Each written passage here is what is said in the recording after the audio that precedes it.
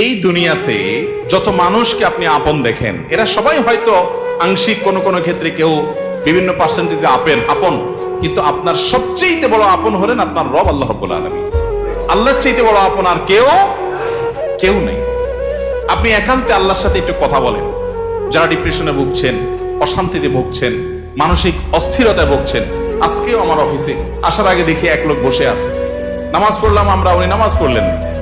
তো আমি যার মাধ্যমে আসছে তাই জিজ্ঞেস করলাম, নামাজ পড়লেন, উনি কি মুসলমান না? বলে মুসলমান, কিন্তু উনি অন্য জগতে আছে। কি? উনি আত্মহত্যা করবে।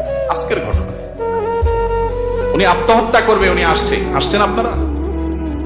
এর আগে এক জুমা অফিস থেকে আমাকে ফোন দিল, জুমার নামাজ পড়াইতে ঢুকবো, বলতেছে এক লোক অফিসে এসে ঢুকছে, আপনার সাথে দেখা করবে, সে আত্মহত্যা করবে, জুমার নামাজও পড়বে না, এখন মরার আগে আপনার সাথে একটু দেখা করতে চায়। আমি আছি নারায়ণগঞ্জ, আর সে ঢাকায় অফিসে। ভাইরা আমার, আপনারা হাসছেন।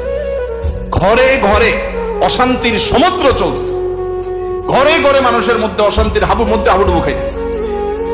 তরুণ ইয়াং মানুষ, বাচ্চা ছেলে এখনো দুনিয়ার কিছু তার পায় নাই, ব্যবসা বাণিজ্য গ্যাঞ্জাম ফাসাদ কিচ্ছু পায় নাই। কলেজ ইউনিভার্সিটিতে পড়ে, সেখানে শতাধিক ছেলে এক বছর আত্মহত্যা করে ফেলতেছে।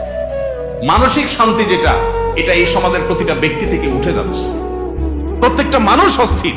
এর মূল এবং প্রধান কারণ হলো এই কলব এবং অন্তরে যে জিনিসটাকে ঢুকানো দরকার ওটা না ঢুকাইয়া ভুলটারে ঢুকাইয়া বসে আছে। ইনস্টল করে নিছে দুনিয়াকে, দুনিয়া ছাড়া আর কিছু তার মাথায় নেই। একজন যুবক, তিনি কোনো মেয়ের সাথে অবৈধ সম্পর্কে জড়িয়েছেন, হারাম সম্পর্কে জড়িয়েছেন, সেটা একটা বিষয়, কিন্তু সেই মেয়ে তার সাথে কথা রাখে নাই, সে আরেকজনের সাথে ভেঙে গেছে বা অন্য কোথাও তার বিয়ে হয়েছে।